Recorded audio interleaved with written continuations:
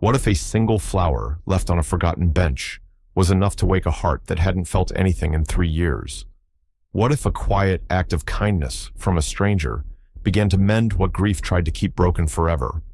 Nathaniel Pierce was a man defined by control by glass towers, blueprints, and the silence that followed loss. He wasn't looking to be saved.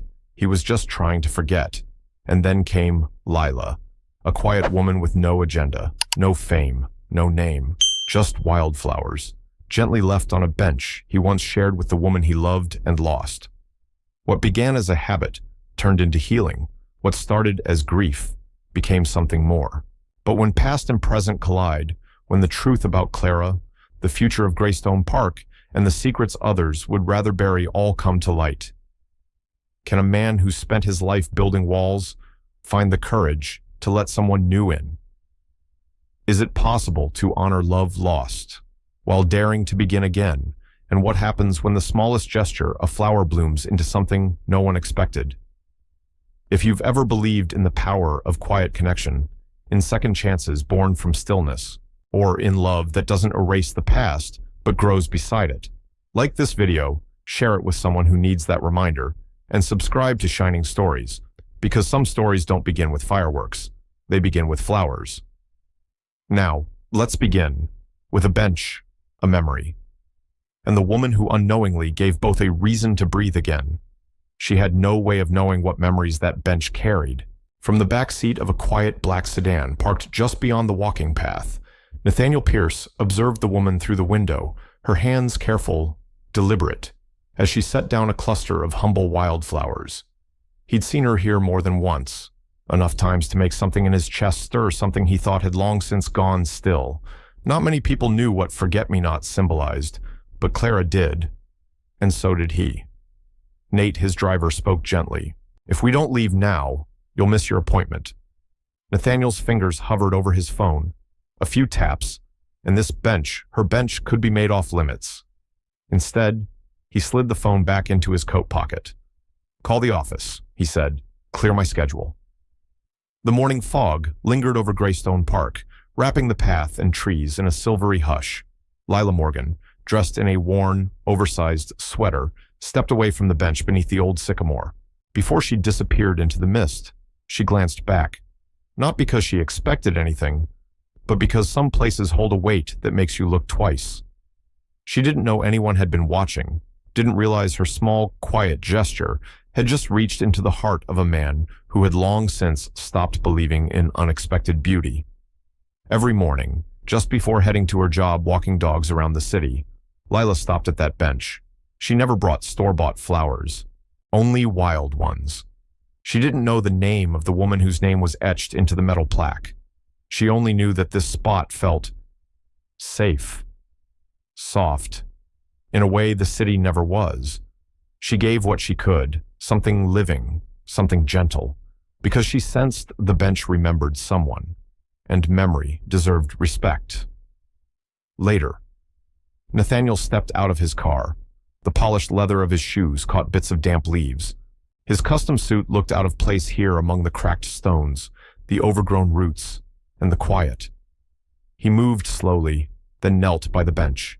The flowers were still fresh, the kind Clara loved most. His hand brushed back a tangle of ivy to reveal the small bronze plaque in loving memory of Clara Whitmore. 3 years. He still couldn't say it out loud. 3 years since she'd died without warning, without goodbye. This bench had been their last place, their final conversation. It had become the only space where his grief was allowed to breathe. He picked up the forget-me-nots, and something shifted. A question took root. Who would know? Who would choose these flowers? Now. Of all times, he reached for his phone and called. "Rachel," he said quietly, "the flowers are back." There was a pause. Then her voice came through, clipped and slightly tense. Probably just city staff doing upkeep. "Listen, we really need your sign-off on the Greystone proposal. The partners are growing restless." Nathaniel didn't respond. His eyes stayed on the bench. The proposal would erase all of this. This bench, this tree, this fragment of memory. It would become polished stone, glass towers, and manicured walkways. a monument to forgetting. I'm going to need more time, he said finally. Another pause, then Rachel's voice, softer now, the way it always turned when she was maneuvering. Nate, Clara wouldn't want you holding on like this. Maybe it's time to let her go. It's been long enough. Nate, Rachel said gently, her voice a practiced balance between compassion and persuasion. Clara wouldn't want you frozen in time. This project, it could be your beginning again. A way to finally let her go. Nathaniel's fingers clenched around the small bouquet still resting in his hand, the edges of the petals pressed into his palm, but he said nothing of the sting.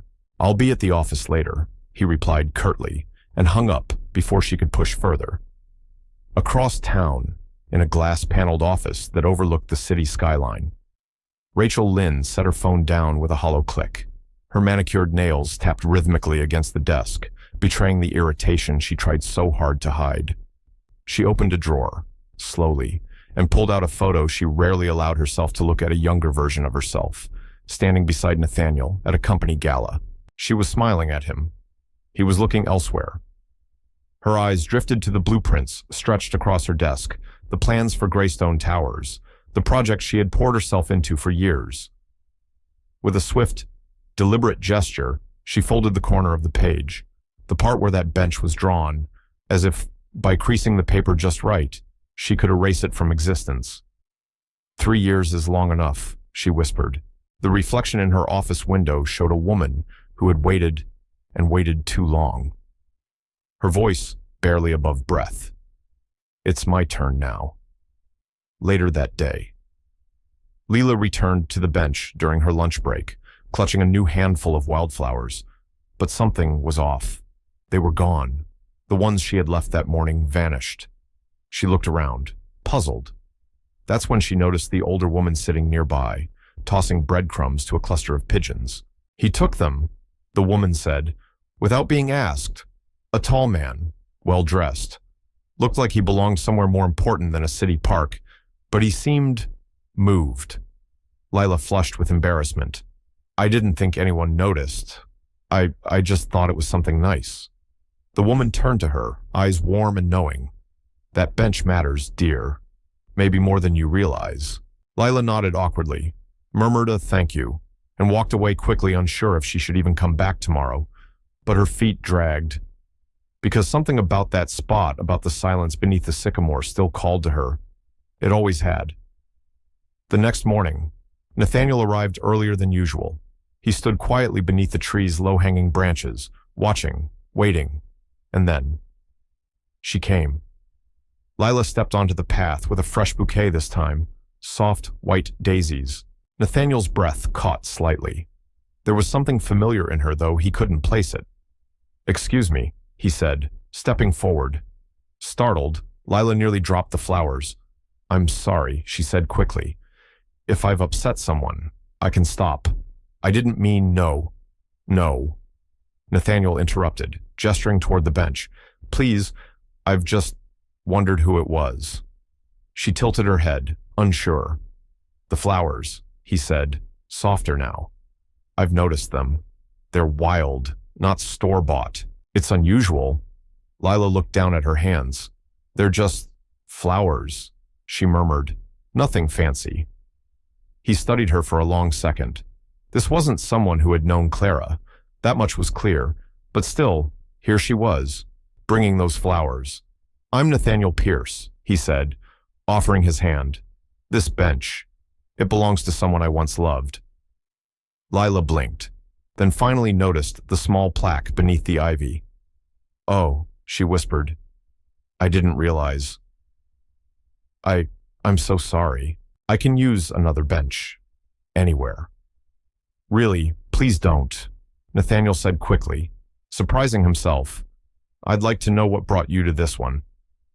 She hesitated, then sat down slowly, placing the daisies carefully between them on the bench. A year ago, maybe more. I passed this spot while walking a client's dog, she said quietly. It just felt different, quiet, but not lonely, kind in a strange way. Her eyes dropped to the flowers. This will sound silly, she added, her cheeks coloring, but it felt like the bench deserved them. Nathaniel didn't speak right away. In his world of skyscrapers and sharp suits, where every conversation had purpose and every smile had strategy, this woman had simply done something kind, without needing a reason. And somehow, that moved him more than he expected. They're just the kind she would have loved, Nathaniel murmured, more to himself than to her. Lila asked, her voice tentative. He turned to her, gentler now. Clara, my fiancée. She passed away 3 years ago. The words came easier than he'd expected, saying them aloud in this place, under this tree, beside someone who wasn't afraid of silence. It felt different, not easier, but less unbearable. Lila looked at him with quiet compassion. I'm sorry, she said, and she meant it not with pity, but with presence. He nodded, eyes tracing the grain of the wooden bench beneath them. This was our favorite spot, he said. She always said it felt like the world slowed down here. Neither of them noticed the sleek black car that had rolled to a stop at the park's edge, inside, behind tinted glass. Rachel watched. Nathaniel was smiling, not the tight, polished smile he wore in boardrooms, but a real one, a rare one, and it wasn't for her. Over the following 2 weeks, Nathaniel returned to the bench more often than he cared to admit, not only for Clara's memory, but in hopes of crossing paths with Lila again. And each time, she was there, always with flowers, always open, but never demanding. Their conversations began slowly, like stepping into cold water. A few words, then silence. But over time, the silence grew warm. Lila told him about her pet-sitting jobs, about the small apartment she shared with too many plants, and a long-held dream of opening a shelter for animals no one else wanted. Nathaniel listened, not just with his ears, but with something that had been dormant in him for years. There was no performance in her, no agenda, only honesty. One afternoon, while Baxter, the overexcited golden retriever Nathaniel rarely talked about, kept popping into his mind, he asked without thinking, would you be willing to look after my dog while I'm away on business next week? Lila's face lit up. You have a dog? He chuckled. Barely. He's more tornado than canine. Golden retriever. He added, boundless energy, no manners.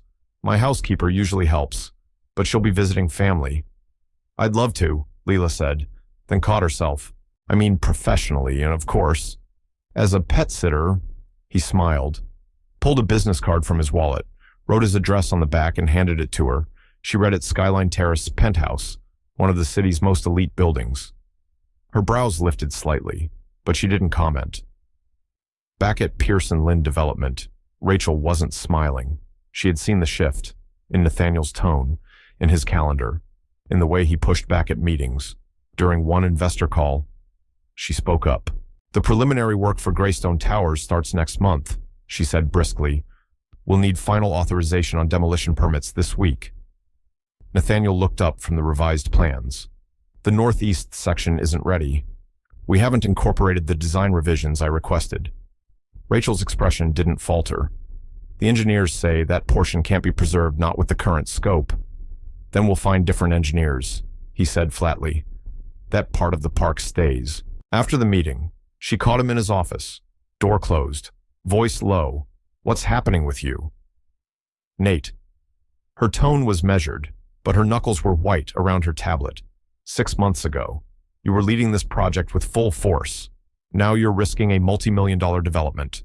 Over a bench. Nathaniel looked at her, long and steady. It's not just a bench. She hesitated. Is this about that woman, she asked, the one who leaves the flowers? He narrowed his eyes slightly. I've seen you talking to her, Rachel added, her voice carefully neutral. Her name is Lila, he said simply, and she's not the reason I'm rethinking things. But even as he spoke, he wasn't sure that was entirely true. Rachel's voice softened, like velvet hiding steel. Nathaniel, I'm genuinely concerned. First, it was Clara's memory you clung to. Now it's this flower girl in the park. She paused just long enough to let the words sink in. It's not healthy. Nathaniel leaned back in his chair, folding his arms. "I appreciate the concern," he replied coolly, "but my personal life has nothing to do with company affairs." That weekend, Lila stepped into Nathaniel's penthouse for the first time. She felt immediately out of place. Everything was immaculate, sleek lines, cool tones, nothing out of order. It didn't feel lived in. It felt preserved. He was finishing a business call in the next room, and she waited in silence. Her eyes wandered to a glass display filled with architectural awards, each one etched with dates and titles she didn't understand. She stepped back, just slightly bumping the edge of a side table. A silver photo frame wobbled, then tipped. "Oh no," she gasped, catching it just in time. In the photo, Nathaniel was sitting on a familiar bench, laughing beside a woman with striking eyes and windblown hair. The woman held a bouquet forget-me-nots, Queen Anne's lace, and soft white daisies. Exactly what Lila had been leaving. "That's Clara," Nathaniel said quietly, having ended his call just in time to see the moment unfold. "She was beautiful," Lila said sincerely. "And she loved wildflowers, not just loved them." He replied, "She said they were honest. They grow where they're not supposed to, and still manage to bloom. She admired that." Just then, a flash of fur burst into the room. Baxter, golden, goofy, and thrilled to see a new face. He immediately flopped over for a belly rub. Lila laughed, sinking to the floor beside him. Nathaniel watched from the doorway, something softening in his posture. He found himself telling her more than he meant to, how he and Clara had met at a sustainability conference, where she'd challenged one of his firm's most ambitious proposals, how she'd seen beauty in spaces most developers wanted to pave over, how she'd made him question everything. "She sounds like someone who really knew who she was," Lila said, stroking Baxter's ear. "She did," Nathaniel answered, his voice low. "That's what I admired most." In the days that followed, as Lila cared for Baxter while Nathaniel was away, she found herself observing more than the dog. The apartment, though stunning, felt frozen in time. No books, no music, no warmth. Aside from the few photos of Clara, there was nothing that hinted at who Nathaniel was, only what he'd built. Before leaving on the final day, Lila placed a small vase of wildflowers on the kitchen counter. Beside it, a handwritten note. "For making your home feel a little more like your bench. Peaceful. Lila." Later that night, Nathaniel called.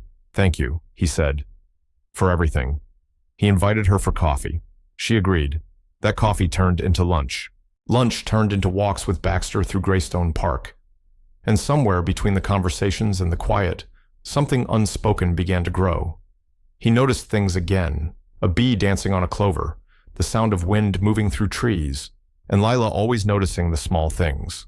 One afternoon, she said, as they watched a patch of wild grass sway between sidewalk cracks. "Sometimes I think the tiniest things carry the most weight, like flowers that push through concrete. They don't ask permission.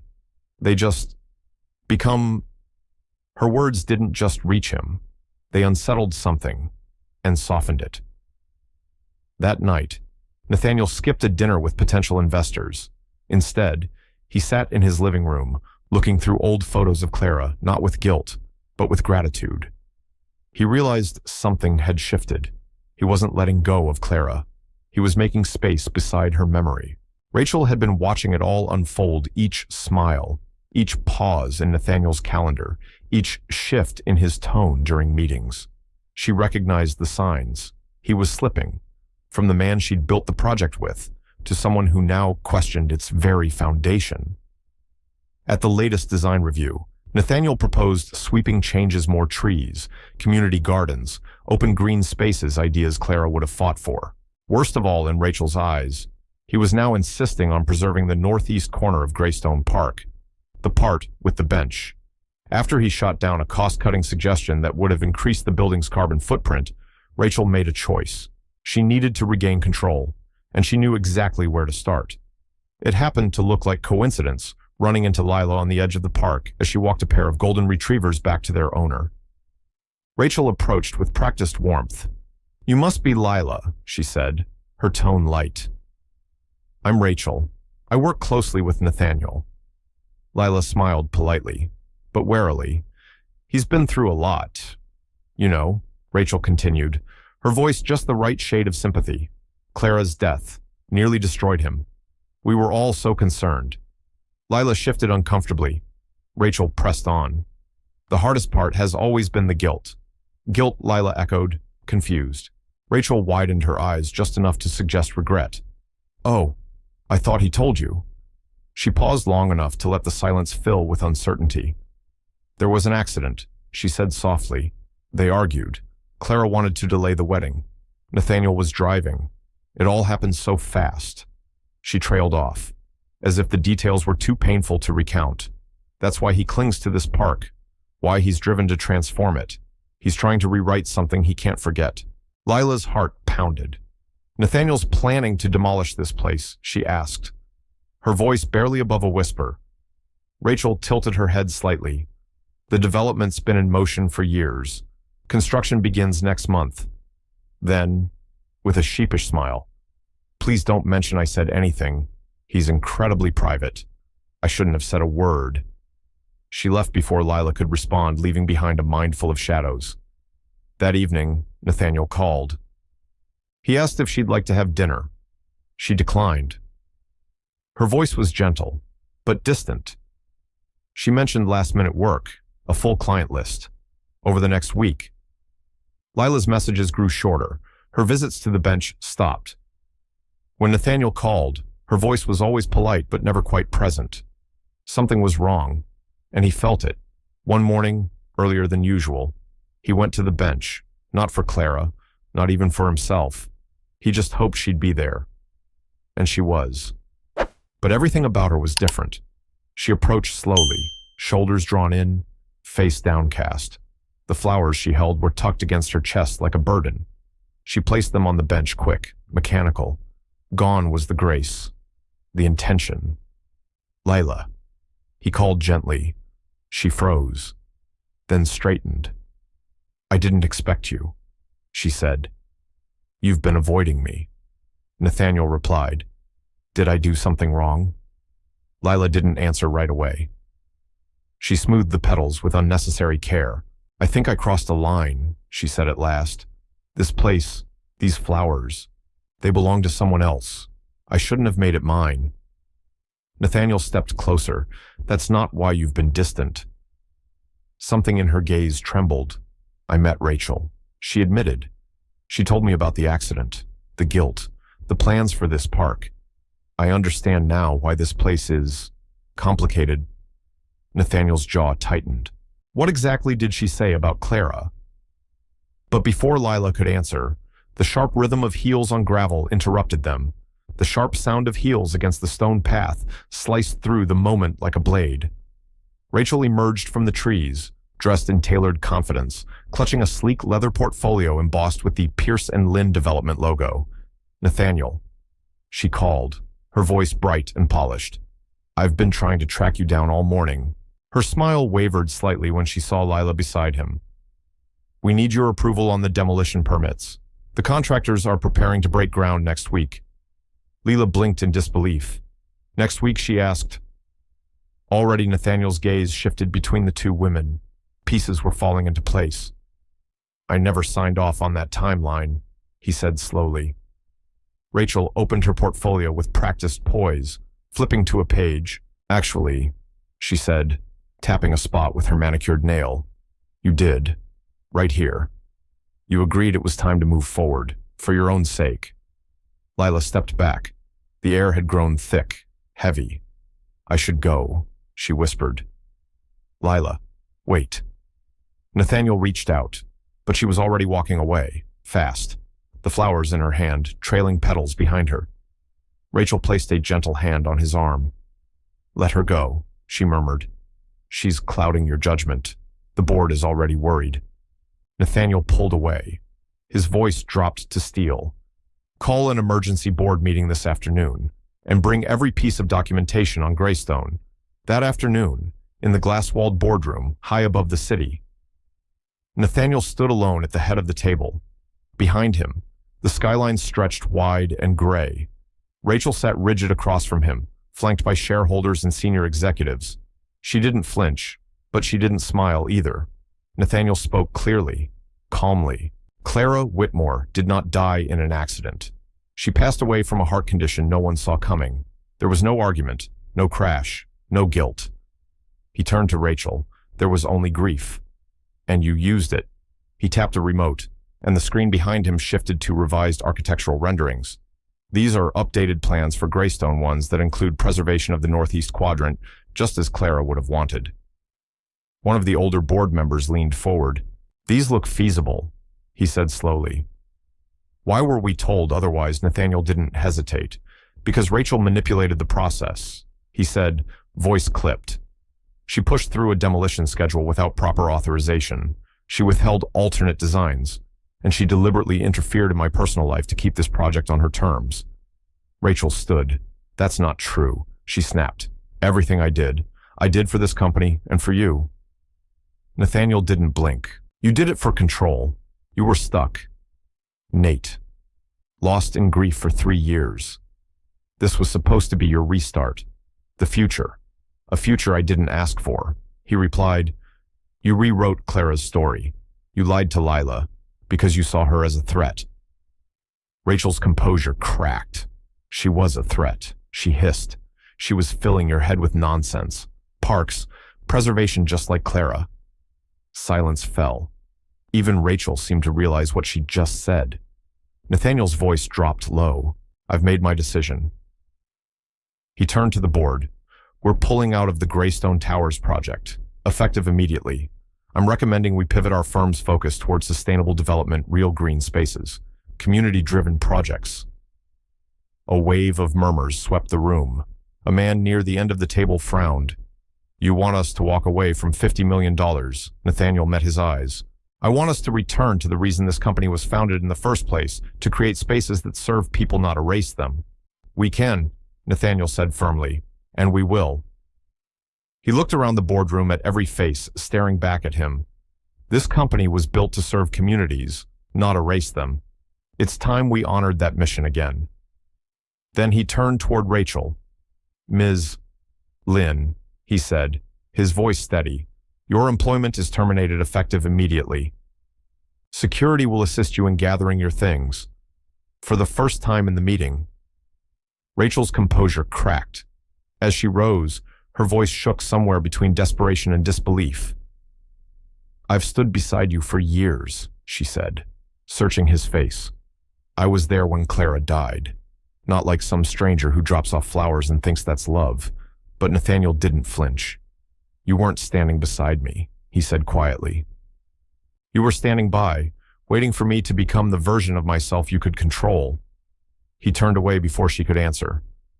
After the meeting, he tried calling Lila, straight to voicemail. He texted, nothing. For 3 days, he visited their bench at different times, morning, afternoon, evening. Each time, the wooden slats remained bare, no flowers. On the 4th day, he brought his own, a small bundle of forget-me-nots, the first he'd picked himself since Clara's memorial. He sat down, alone, and let his fingers trail along the bronze plaque beneath the ivy. Clara Whitmore. He could still hear her laugh in the breeze, still feel her quiet defiance when she'd spoken out at that council meeting, still remember her words. Don't build over beauty, build with it. I miss you, he whispered. Then, after a pause, but I think you'd like her. Lila sees the world the way you did. She notices things most people overlook. A soft voice came from behind him. Did you mean that he turned? Lila stood a few steps away, bouquet in hand. She looked unsure, but not afraid. Every word, Nathaniel said, rising to his feet. Rachel lied to you, Lila. She twisted things. None of what she said was true. I know, Lila replied softly. After I left that day, something didn't sit right. So I looked into it myself. She stepped forward. I found Clara's obituary. It said she passed from a heart condition. Quietly.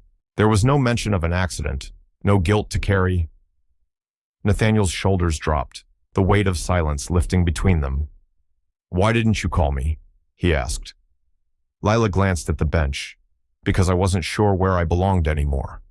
This place, it holds so much of your past, and I didn't know if there was room for me in that story. Nathaniel shook his head gently. I canceled the project, he said. Greystone Park stays as it is. No development, no demolition. Leela's eyes widened, but Rachel said it was worth millions. He smiled soft, knowing. Some things matter more than money. Clara taught me that, and so did you. He gestured toward the bench between them. May I? She nodded, and they sat side by side. Her wildflowers mingled with his in the space between them. After a moment, Lila spoke. I never told you why I kept coming to this bench. He waited. It wasn't because it was pretty or peaceful. It was because every time I sat here, I felt less alone. It felt like healing. Even before I knew why. Nathaniel looked over at her, heart full. That's exactly why Clara loved it too. In the weeks that followed, something gentle began to grow again this time, without shadows. Nathaniel shared more than he ever had. He told Lila about Clara's advocacy, her fight to preserve urban green spaces, and her dream of reshaping the field of architecture into something more human. As they walked Baxter through the golden light of early autumn, he said quietly, She would have liked you. Lila smiled. Because I leave wildflowers.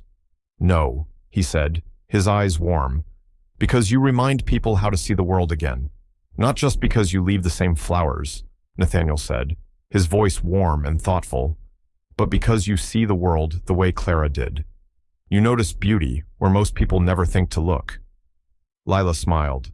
For the first time in years, she felt entirely at ease in her own skin. I wish I could have met her, she whispered. In a way, he said gently, you already have. This bench, this park, they exist because of her.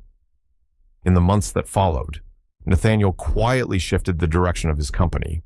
He launched the Clara Whitmore Initiative for Sustainable Design, focusing on projects that blended green spaces with community needs instead of replacing them. At first, the board was hesitant, but public support was overwhelming. Clients responded. The vision caught fire. One evening, while the sun dipped low behind the sycamores, casting golden light over the familiar bench, Nathaniel turned to Lila. I've been thinking, he said, what if we opened a little cafe right at the entrance of the park? Layla blinked. Surprised. A cafe. A place where people could gather, he explained. Enjoy the quiet. Maybe learn about environmental design. Something small. Something that fits. Lila looked at him, then out across the lawn. That sounds lovely, she said. But I don't know the first thing about running a cafe. I don't either, he admitted with a grin. But I know business, and you know how to make people feel at home. They sat there in silence for a moment, the idea gently rooting itself in both of them. Together, he added, we might just make something meaningful. 6 months later, Clara's Grove Cafe opened its doors, a bright, airy space nestled beside Greystone Park, its windows looking out over the preserved green space that had once hung in the balance. Inside, wildflowers stood in handmade vases on each table. Lila tended to them every morning. Nathaniel greeted guests, sharing the story of the park's transformation, one cup of coffee at a time.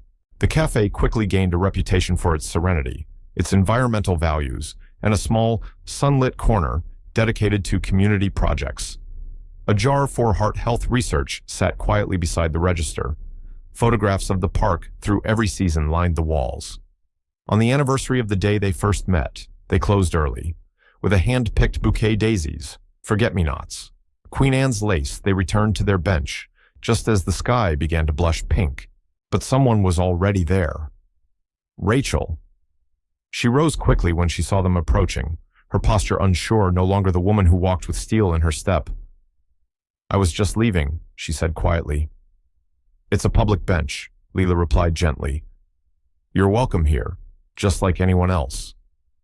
Rachel's eyes flicked to their hands, intertwined, and then to the flowers in Nathaniel's grasp. I heard about the cafe, she said. It's beautiful. Clara would have approved. Thank you, Nathaniel answered.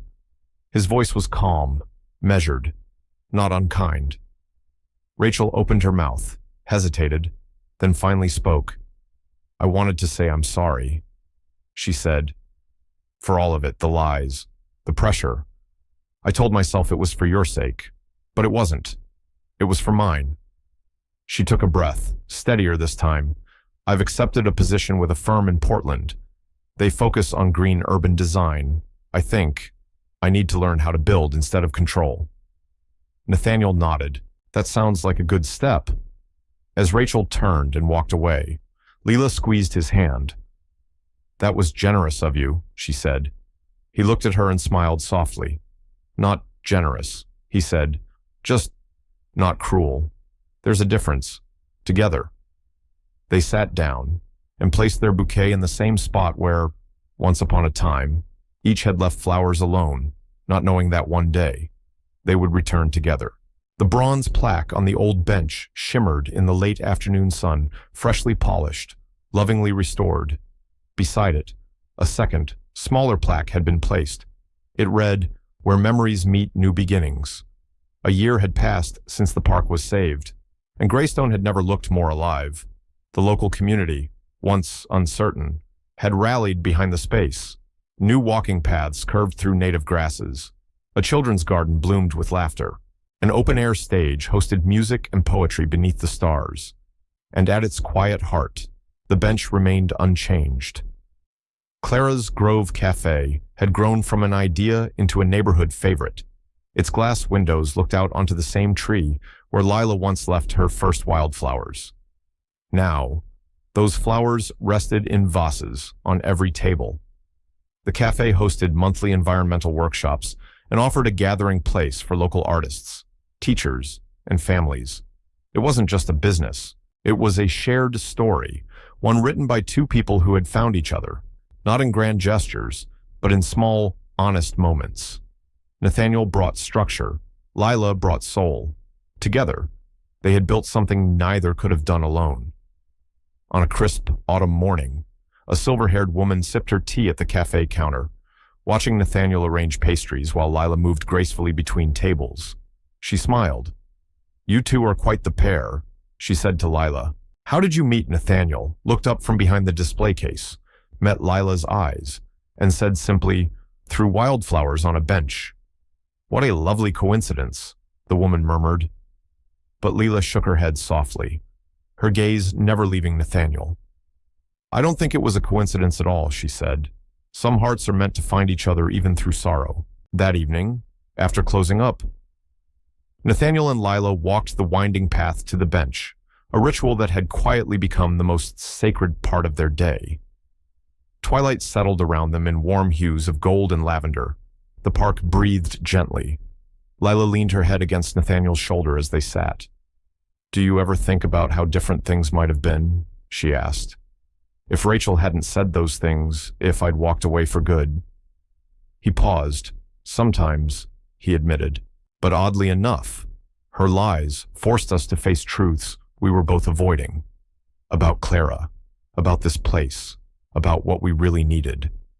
Lila tilted her head toward him. "And what's that?" Nathaniel reached for her hand. "To honor the past, without getting trapped in it. To find meaning in what's small and real. To choose love over legacy, connection over ambition." He smiled. "All the things Clara stood for, and all the things you helped me remember." Lila brushed her fingers across the plaque. "I used to feel like I was intruding," she said quietly, "leaving flowers here, not knowing what it meant. It felt like I was trespassing on someone else's memory." "You weren't," Nathaniel said. "You were continuing something sacred. Clara always said love doesn't lessen when it's shared. It multiplies." They placed their bouquet down together, hands brushing in quiet unity. Their ritual had become shared. Not one of mourning, but of presence. The words on the new plaque glinted in the last light, "Where memories meet new beginnings." Lila looked down at the wildflowers between them. "You can't erase the past to start over," she said gently, "but you can learn to live beside it with someone who sees all of you and chooses to stay." In the distance, the cafe's soft window lights glowed like lanterns in the gathering dusk. Inside, photographs told the full story. Clara, smiling beside the bench with wildflowers in hand, Nathaniel and Lila on the cafe's opening day, Greystone Park blooming through every season, and in that quiet moment beneath the sycamore, Nathaniel reached for her hand. They stood, and together, walked forward. Two lives, once strangers now intertwined by something as gentle as a flower left on a forgotten bench. What began as a quiet offering became the thread that stitched together two aching hearts. From the window of her apartment overlooking Greystone Park, Rachel watched them, Nathaniel and Lila walking slowly along the path, bathed in lamplight, shoulder to shoulder, no words needed. She had returned to Seattle briefly, invited to speak at a sustainable architecture summit. Once, the sight below would have stirred envy, regret, all the things she'd lost, or never truly had. But now, something softer settled in her chest. Not sorrow, not bitterness, acceptance. She hadn't lost Nathaniel because Lila was somehow more. She had lost him because he needed someone who could carry his past with grace while still daring to build something new. And that was a kind of love Rachel had never learned to give. Until now. She turned from the window, leaving the scene below to its stillness, and returned to her desk papers scattered with blueprints and green sketches. She was beginning again, and this time, differently. Growth, she had come to learn, often took root in the cracks left by grief like wildflowers blooming through concrete. Delicate, uninvited, unstoppable. Thank you for walking with us through this story, a story not of grand gestures, but of quiet bravery, of seeing beauty in forgotten places, of choosing to love without erasing what came before, of beginning again, not in spite of the past, but because of it. As Nathaniel and Lila discovered, sometimes the smallest act, a flower, a pause, a shared silence can open the door to something far greater than we imagined. And perhaps, in your own life, you've known a moment like that too, a moment when something broken began to mend, when the light returned through an unexpected crack, when a simple kindness changed everything. If this story found a place in your heart, we invite you to stay a while. Subscribe for more stories that remind us we are never truly alone, that healing is real, and that even in the quietest corners, love still grows, just like wildflowers. Some stories don't end, they simply become part of who we are. A quiet bench in a city park, a bouquet of wildflowers, and two souls who learned that love, when shared, doesn't fade, it grows. Nathaniel and Lila's journey reminds us that healing doesn't always come with answers. Sometimes, it arrives in silence, in presence, in the courage to begin again. Maybe you've carried your own version of grief. Maybe you've left flowers where no one saw. Or maybe, like Lila, you offered something small that became something extraordinary. Thank you for joining us on this journey of memory, hope, and unexpected connection. If this story touched your heart, please consider giving it a like, sharing it with someone who needs a moment of peace today, and subscribing to our channel for more soulful stories that remind us we're never truly alone. Until next time, keep noticing the quiet beauty, and never stop believing in second chances.